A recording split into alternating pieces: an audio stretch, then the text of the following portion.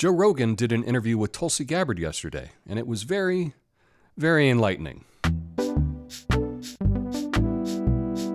Hi, thanks for watching. Today, I want to talk about the interview on the Joe Rogan Experience yesterday with Tulsi Gabbard. She's running for president, the Democratic nomination for president, and she's a representative from the state of Hawaii. Now, you may have heard a little bit about Tulsi in the media, and from what I have seen, the media has done nothing but smear her all year.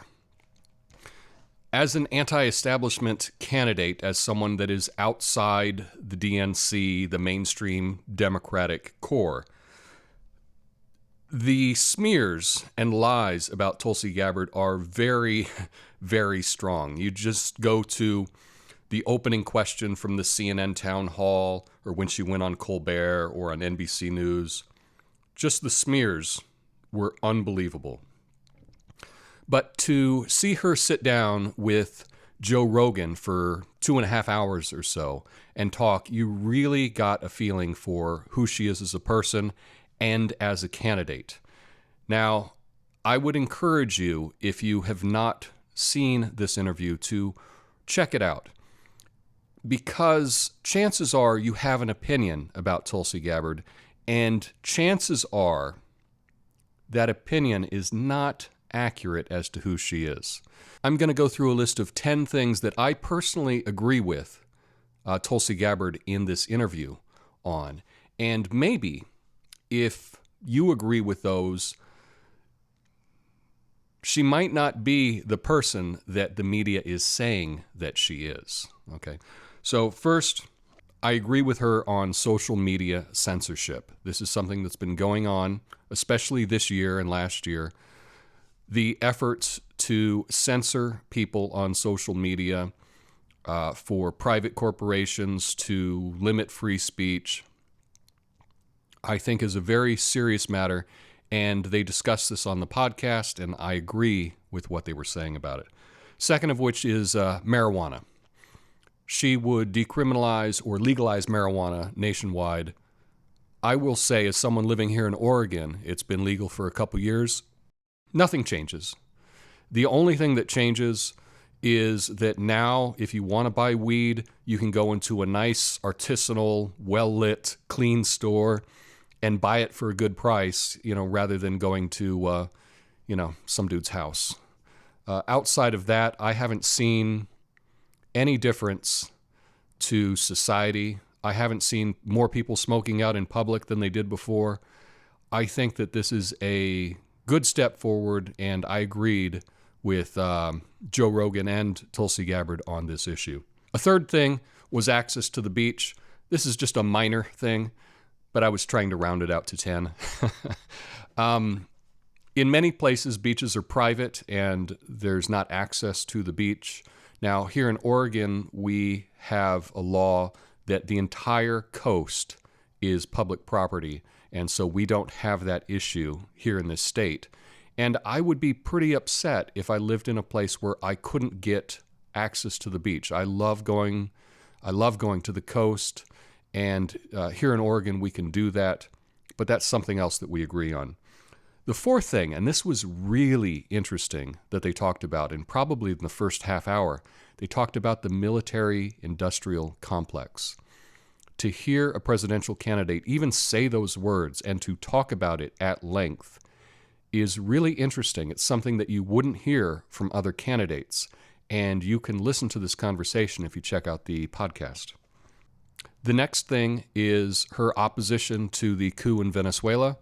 This is something that I've done videos on. She has come out not in favor of regime change in Venezuela, and most of the other Democratic candidates have been silent on this. This is something that I think is really important. I've made videos about this. Most of the Democratic candidates won't take a stand on this whatsoever, but she has taken a stand, and I agree with her stand. Next would be Edward Snowden. She talked about, him having to live in Russia now, what he exposed. She was in the military when he released those documents, and she knew a great deal about it and had an opinion on it that I agreed with. Next was Julian Assange. She thinks that what is going on with Assange is wrong. She's stated that on the record, has talked about that. Most of the other Democratic candidates won't even give an opinion on Julian Assange, and I think that's wrong. The treatment of Julian Assange has to do with the freedom of the press. I think that it is very important, and it is something that I agree with Congresswoman Gabbard on this issue. Next would be the sale of weapons to Saudi Arabia. They discussed this on the podcast, and I agree with hesitance to selling Saudi Arabia so many billions and billions of dollars worth of American weapons. Another issue is Yemen, what is happening there. It will probably go down as a really dark chapter in history. The fact that it is not top of the news every single day is really a shame, but I agree with what was said about Yemen on the podcast. And the 10th thing that I would agree with is the Syrian war. I think that we should be out of the Syrian war. I was hopeful that Trump would do what he said and get us out of the Syrian war. He still can. I'm hoping that he does. But with people like Pompeo and Bolton around him, it doesn't seem likely. But this is something that I agree with the Congresswoman on. Those are 10 things from this podcast. There are even more that I agree with, and if you watch this channel, you may agree with some of those as well. One thing that I liked in the entire thing is I didn't hear her say one time, as a woman, blah, blah, blah. I never heard her say, as a person of color, blah, blah, blah. These are things that she is not relying on and is not making a big deal about, and I think that that should be commended. Now, this could be why some on the left have a real problem with her. Now, on this channel, I have often defended the press's treatment of Donald Trump.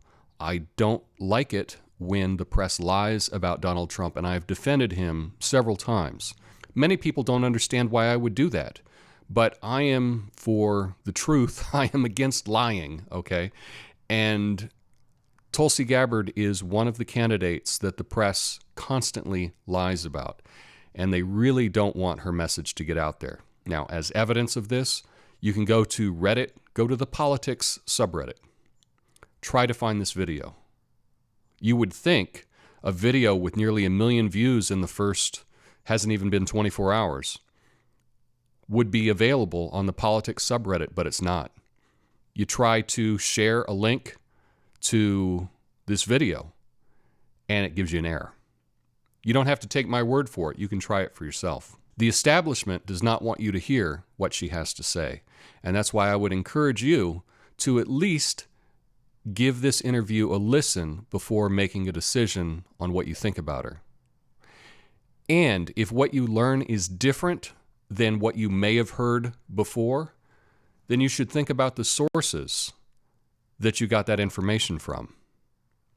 Let me know your thoughts in the comments. Peace.